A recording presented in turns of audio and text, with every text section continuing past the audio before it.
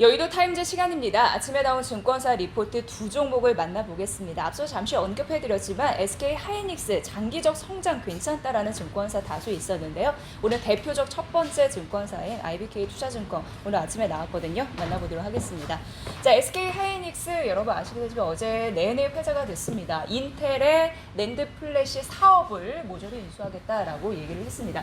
사실 인텔 같은 경우에는요, 무엇보다도 반도체, 특히 이제 메모리 반도체 쪽이거든요. 가격이 하락하고 있었고 시장 경쟁도 피가 터지죠. 아주 격화되는 상황에서 여러 가지 수익성이 악화됐기 때문에 구조 조정에 대한 강도를 높이던 찰나였습니다. 그런 와중에 SK 하이닉스가 인텔의 낸드 플래시 그 사업을 모두 인수하겠다라고 했는데 그 규모가 10조 3천억 원으로 국내 M&A 이 시장 규모에서는 가장 큰 규모를 기록을 하고 있는 상황인데요. 그게 한 90억 원에 인수하겠다라는 부분이고요. 사실 SK그룹은 12년도에 SK 하이닉스를 인수를 했죠. 그리고 18년도에 도시바 메모리를 인수했습니다. 그리고 세 번째 현재 이제 승부수를 띄우고 있다라고 보여지는데 12년, 18년도에 성공 투자했다라는 분석이 나타나기 때문에 이번에도 긍정적인 효평이 이어질 수 있을지 보셔야 될 것 같습니다.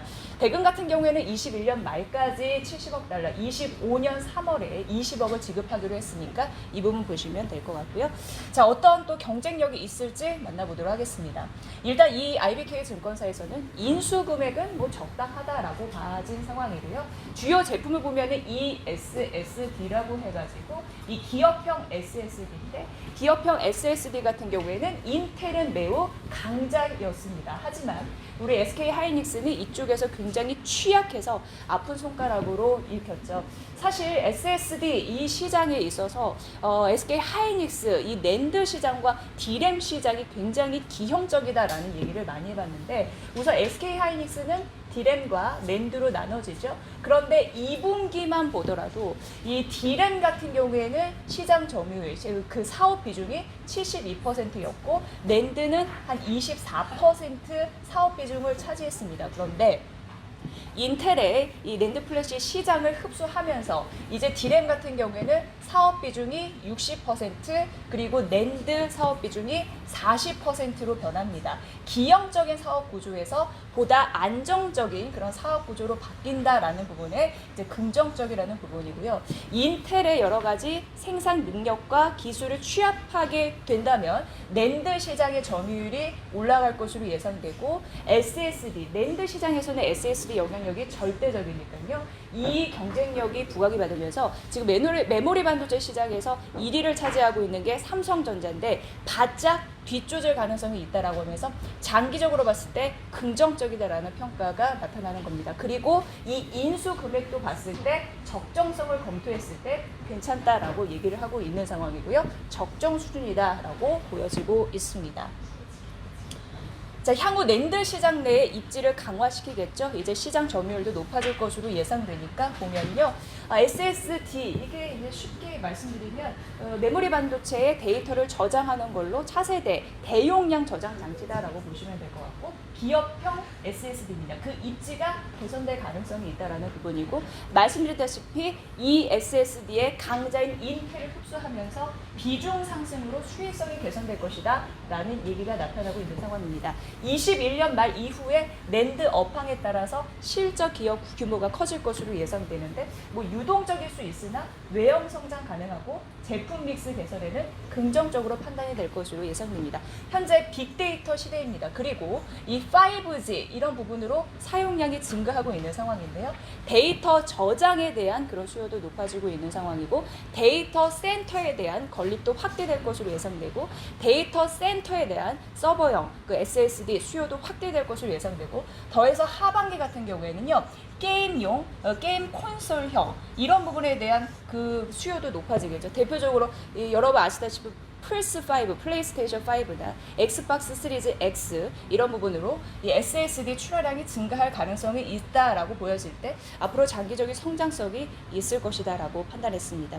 대부분 이제 긍정적으로 호평한 그런 흐름들이 눈에 띄는데요. SK 하이닉스 대금 부담 때문에 어제 하락은 했습니다만 앞으로 반등세를 이어갈 수 있을지 보시면 도움이 되실 것 같습니다.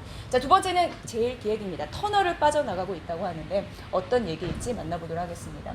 자, 우려했던 부분은 좀 떨쳤죠. 왜냐하면 3분기 실적이 잘 나타났기 때문에 매출 총이익이 2,785억 원으로 나타나면서 전년 동기 대비해서 2% 감소, 영업이익은 594억 원으로 나타나면서 전년 동기 대비해서 13% 늘어서 예상 대비 양호한 그런 실적을 기록했다라고 현재 나타내주고 있는 상황입니다. 보시면요. 주요 광고주의 대행 물량이 증가를 했기 때문에 국내 매출 총이익이 성장했다라는 부분이고요. 인건비, 기타 경비 줄였습니다. 그렇기 때문에 판관비 굉장히 중요한데 이게 효율화됐다라는 판단입니다. 그래서 시장 예상치 대비 좋은 실적을 볼 수가 있었고요. 코로나19 때문에 어려운 업황 속에서도 광고 시장에서 악조건 속에서도 이를 딛고 이익을 이끌어낸 것이 긍정적이다라고 판단되고 있습니다.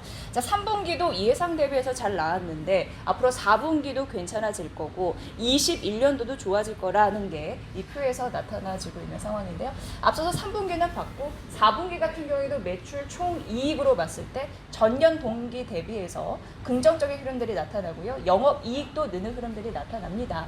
특히나 이제 북미, 미국 시장 쪽에서 순성장이 예상되고 있는 상황이고요. 중국 같은 경우에도 역성장이 좀 감소할 것으로 둘 다 좋은 거죠. 긍정적이고 21년도도 그런 지속 성장에 대한 가능성이 언급이 되고 있어서 앞으로 실적단에서는 문제가 없다라고 파악이 되고 있습니다. 그래서 목표 주가를 올렸습니다. 27,000원으로 상향됐는데요.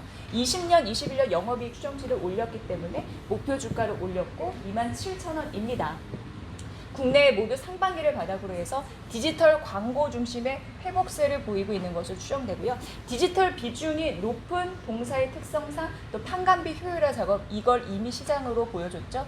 탑라인 성장 시 레버러지가 크다라고 얘기하면서 미디어 섹터의 실적 턴 어라운드 측면에서 우위에 있는 것으로 판단된다라는 게 이 증권 애널리스트의 결론이었습니다. 그래서 목표 주가 상향 소식을 알렸죠. 제1기의 실적 바닥의 터널에서 빠져나왔습니다. 그리고 SK 하이닉스 같은 경우에도 낸드 시장에서 좀 부진했는데 이 터널에서 빠져나올 것으로 예상됩니다. 동시에 긍정적인 흐름들이 포착이 되네요. 여의도 타임즈 시간이었습니다.